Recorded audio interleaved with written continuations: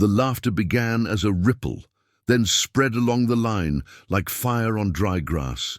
It came from the trenches, from the scaffolded towers, from the mouths of men who had not slept properly in weeks and needed something, anything, to remind them they were still alive. They laughed at the rifle because it should not have existed anymore. The stock was split and bound with wire. The barrel had been re-sleeved with a darker metal, mismatched and scarred. The firing pin had been filed down so many times, it looked more like a nail than a mechanism of war. When he lifted it to his shoulder, it creaked softly, an old thing protesting one last effort. Inside the city, the laughter was not heard, but its echo was felt all the same. The siege had entered its 5th week, and every hour had the same weight as the one before. Smoke hung in the streets not from fires, those had been forbidden, but from the low, constant burning of pitch outside the walls. It seeped through arrow slits and cracks in the stone, stinging eyes, coating tongues with bitterness. Bells no longer rang the hours. There was no need to mark time that could not be changed. He stood alone on the western wall, where the stone dipped slightly, and the parapet had been patched after the last bombardment. His name mattered less now than his presence.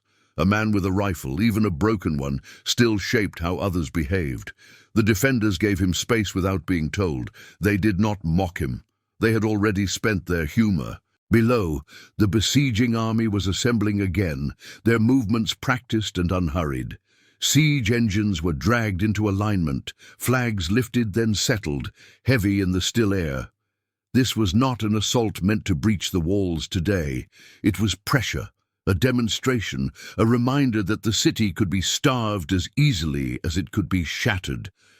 The laughter had come when he first appeared on the wall, lifting the rifle with deliberate care, as if it were something precious.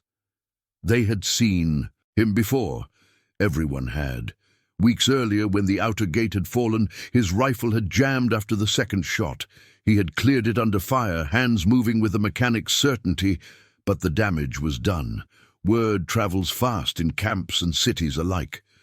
Broken, they said. Finished. The kind of weapon you keep only because you cannot afford to throw it away. He checked the wire binding again, fingers testing the tension. The rifle had failed him because it was tired, not because it was useless. Metal remembered stress, wood remembered strain. He had learned that years before, long before the siege, in places where mistakes were paid for immediately. He had no illusions about what he was holding. One shot, maybe two, no more. The target did not present itself yet. That was the mistake the laughing men made. They assumed he was aiming at them. They assumed bravado or desperation. They did not understand patience shaped by scarcity. He watched instead the rhythm of the camp, the way officers moved differently from messengers, the way guards shifted their weight when they thought no one was looking. He waited for imbalance. Inside the city, a child cried somewhere below the wall, the sound thin and quickly smothered. A woman whispered a prayer not to be overheard. The defenders adjusted their grips on spears and crossbows, pretending not to watch him, pretending not to hope. Hope had become dangerous. It rose too easily and fell too hard. At last, the moment arrived, subtle and almost ignorable. A commander stepped forward, removing his helmet to speak, confident in distance and elevation. He stood where the ground dipped just enough to expose the upper line of his chest. It was a gesture meant to be seen, meant to signal control. The laughter began again, softer this time, as the man on the wall raised the rifle. He breathed out, slow and complete. The world narrowed to angles and weight, and the memory of recoil. The rifle settled into his shoulder, the wire biting through cloth and skin. He did not rush. Rushing was how weapons failed. The siege held its breath, though no one would have described it that way.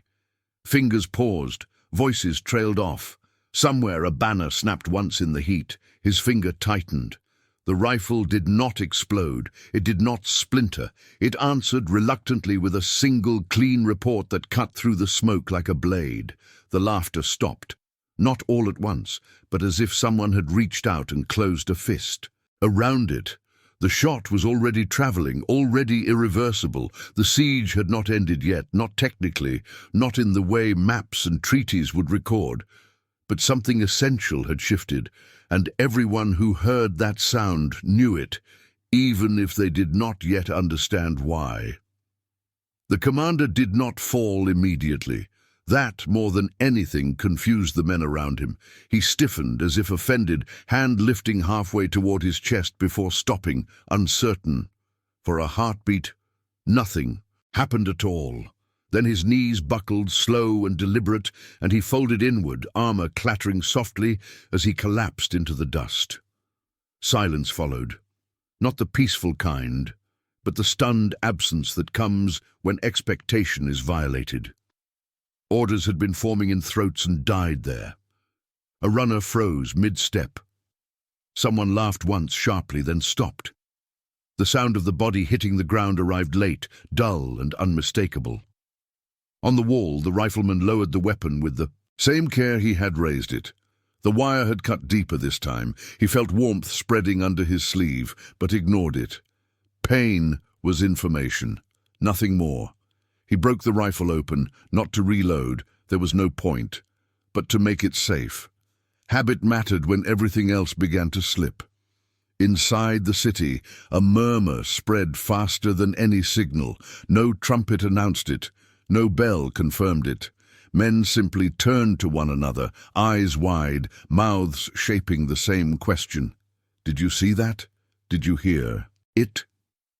Someone began to climb the inner stairs toward the wall, then another, until the officers started shouting for order that no one truly obeyed. Outside, the besieging army reacted in fragments. The dead commander's guards surged inward, shields raised, too late to matter. Others backed away instinctively, scanning the walls for movement, for a second shot that did not come. Siege crews abandoned their engines, ropes slipping from their hands. The laughter was gone now, replaced by something colder and far more dangerous. Uncertainty. They had believed the walls were neutralized. That was the logic of the siege. You reduce a city not only with hunger and stone, but with predictability. You teach the defenders what will happen tomorrow and the day after. Predictability breaks morale. One unexpected shot shattered weeks of careful rhythm.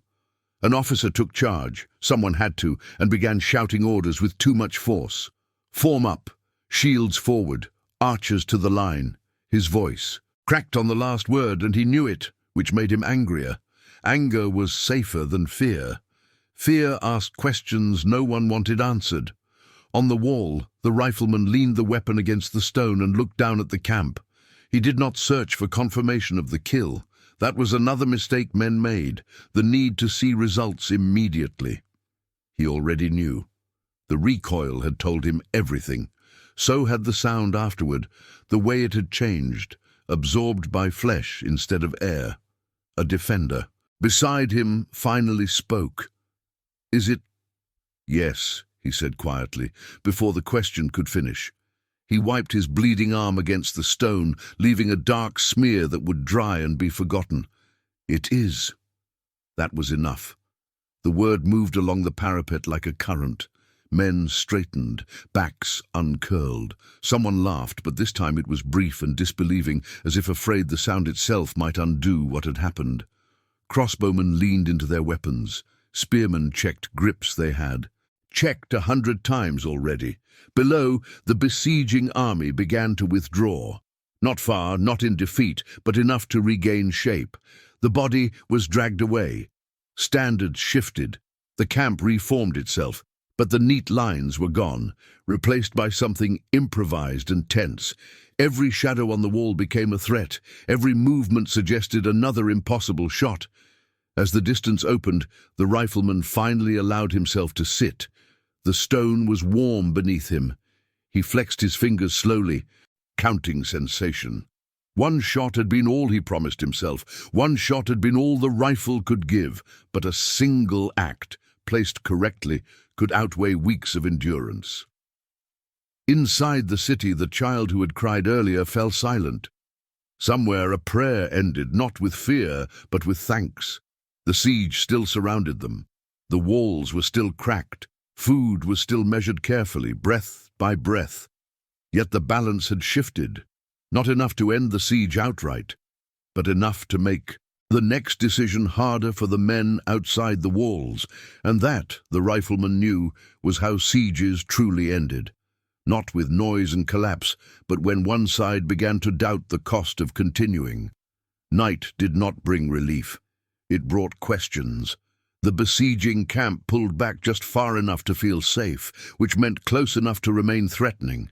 Fires were lit in disciplined rows, fewer than before, as if even flame might betray position. The dead commander's tent stood dark, its entrance tied shut, a presence defined by absence. No announcement was made, no name was spoken aloud. Authority, once cracked, does not heal by pretending the fracture never happened. Inside a larger command tent, officers gathered around a rough table marked with stones and charcoal lines. Voices were kept low, not out of courtesy, but because volume now felt dangerous. Someone mentioned the rifle again, using the word with care, as though it might summon another shot. Others argued it was luck, a failing weapon made momentarily lethal by chance. They needed it to be luck. Skill implied repetition. A younger officer suggested a night assault. The idea was not foolish. Darkness favored numbers and confusion. It was dismissed anyway. The walls were known. The defenders were now alert. More importantly, no one wanted to be the one who ordered men forward, while an unseen marksman might still be watching. The rifle did not have to fire again to exert pressure. Its silence was enough. Within the city, the mood was no less strained, but it bent in a different direction. Word of the shot spread through alleys and stairwells, growing more precise with every retelling. By the time it reached the inner districts, the distance had shortened, the angle sharpened, the rifle less broken than before. Myths formed quickly where hunger had thinned the boundary between hope and belief. The rifleman was taken below the wall at dusk, not as an order, but as a collective decision. He did not resist. He understood visibility had done its work. Now concealment mattered more. He sat in a narrow room beneath a collapsed tower, stone dust still clinging to the floor.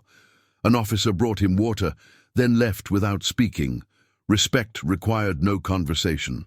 Alone, he cleaned the rifle out of habit, though there was nothing to clean. He unwrapped the wire slowly, wincing as the pressure released from his arm. The stock split further as the tension eased. The weapon had given everything it had. He laid the pieces out carefully, not with ceremony, but with acknowledgement. Tools deserved that much. Above him, the night watch changed. Boots scuffed, voices murmured. Somewhere, a crossbow creaked. Beyond the walls, the besieging camp shifted again, reorganizing sentries, doubling pickets, pushing listening posts closer in spite of fear. They needed information now more than force. Ignorance had become the enemy. Just before midnight, a scout crept close enough to hear the city breathe. He returned, shaken, reporting nothing unusual, and that frightened his superiors more than any alarm would have. A city under siege should sound desperate. This one sounded waiting. In the command tent, a decision finally formed, shaped by caution rather than confidence. Envoys would be prepared, not sent yet, never that soon, but readied. Negotiation did not mean surrender, only exploration. They would test whether the shot had changed more than morale. Inside the city, council members met by lamplight, their faces drawn and older than they had been weeks before. They spoke of grain and water and disease, but always the conversation returned to the same point: time. The shot had bought them time. Time could be traded for allies, for weather, for mistakes by the enemy. But time, like ammunition, was finite. When the rifleman was told of the council's conclusions, he nodded once. He had expected nothing else. His role, if it continued at all, would be symbolic now. A man who had done the impossible once did not need to repeat it to remain dangerous in the minds of others. Near dawn, the besieging camp fell into an uneasy quiet. No drums sounded, no horns called the hour. The siege had entered a new phase, one not defined by action, but by calculation. Both sides waited, measuring resolve, knowing that whatever came next would be shaped by a single shot that had rewritten the balance without breaking a single stone. Morning arrived without ceremony. The light revealed nothing new, and that in itself felt unnatural. The walls still stood, the siege engines still waited. Men still watched one another from distances, measured and memorized. Yet the rhythm had changed. Where there had once been routine, there was now hesitation. A white cloth appeared first, lifted slowly from the besieging lines. It was tied to a spear shaft and raised with deliberate care, as though any sudden movement might invite a fatal correction from the walls. The signal travelled inward in stages, passed hand to hand until it reached the inner gate. No cheer followed, no rush of relief. The city had learned restraint too well. The envoys advanced on foot, unarmored, hands visible, escorted only far enough to ensure they did not run. They walked the open ground with the stiffness of men aware that history sometimes chose such spaces to turn violent. Every step placed them between the memory of the shot and the possibility of another. From the walls, defenders watched in silence. Crossbows remained loaded, spears remained upright. The rifleman was not present. That absence was intentional. His shadow was more useful than his body. At the gate, the city's representatives emerged, faces composed, clothing chosen to suggest stability rather than wealth. Words were exchanged carefully, formal phrases laid down like planks across uncertain ground. No one mentioned the dead commander. No one needed to. The space he left was evident in every pause. The besieging envoys spoke of honor, of proportional response, of the shared cost of prolonged conflict. They spoke as men seeking terms without admitting weakness. The city answered in the language of endurance, of lawful defense, of the risks of escalation. Both sides listened more than they spoke, because listening had become strategic. Time passed. The sun climbed. Sweat darkened collars. Somewhere behind the walls, a bell rang once, not as a signal, but as a reminder that life inside continued. The sound carried outward, light and unafraid. When the envoys withdrew, nothing had been agreed upon, but much had been acknowledged. The siege did not resume its former posture. Engines remained idle. Lines held but without confidence.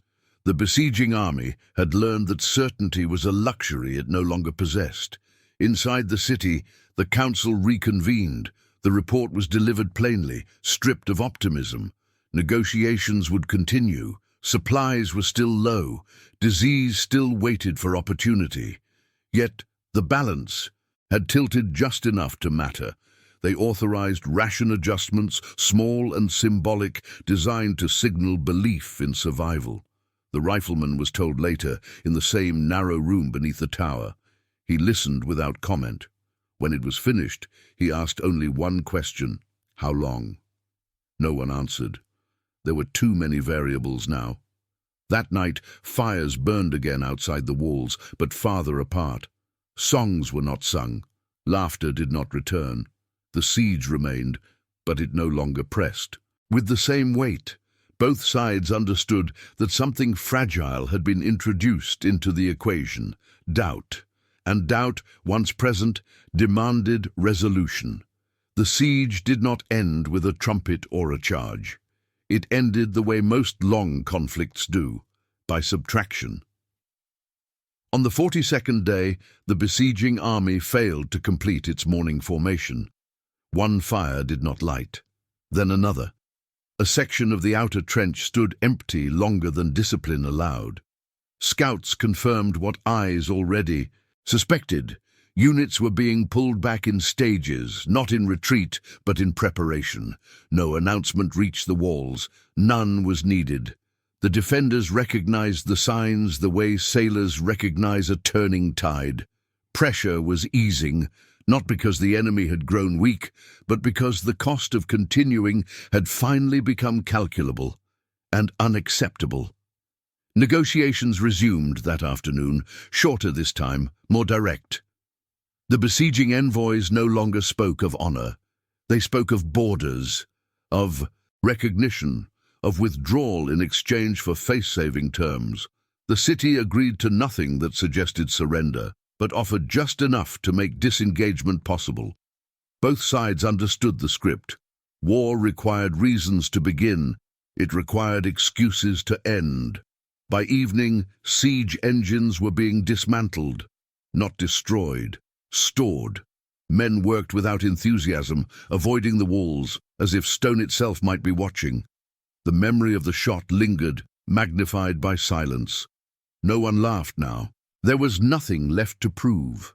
Inside the city, the gates remained closed until dawn. Tradition mattered. So did caution. When they finally opened, it was not to charge outward, but to breathe. Fresh air moved through streets that had known only smoke. People stood in doorways, unsure whether to step fully into relief. Survival had become habitual. Celebration felt premature. The rifleman emerged last, summoned quietly, without ceremony. He carried the broken rifle wrapped in cloth, no longer a weapon, not yet a relic. He paused at the threshold of the gate, feeling the morning light on his face. The city behind him stirred, cautious but alive. Outside the walls, the besieging camp was already thinning, its geometry dissolving into the irregular shapes of departure. Wagons creaked, standards were lowered. The ground bore the scars of weeks, trenches, ruts, darkened patches where men had fallen, but no new ones were added. An officer from the city approached him, searching for words that would not sound hollow. None came. They stood together, watching the army recede, understanding that gratitude was insufficient and explanation unnecessary. What had been done could not be repeated and did not need to be. Later, when records were written, the siege would be attributed to supply failures, to political recalculation, to shifting alliances. The shot would appear as a footnote, if at all. Chroniclers preferred causes that could be measured and justified. One man and one broken. Rifle unsettled too many assumptions. But among those who were there, the story settled differently.